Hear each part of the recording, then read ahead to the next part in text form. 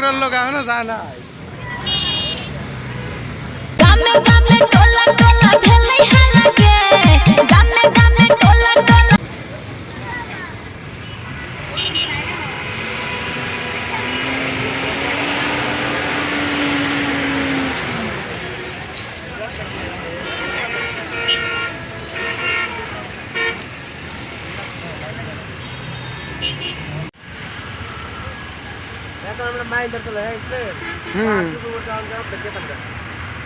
হালিম ভাই গুলো রাস্তা ভালো না, একেবারে অটো বলে উল্টে গেছিল, ওই অটো নিয়ে গেছিল, ওই ঝাঁকির জন্য গেলাম না, পেটের সমস্যা তো,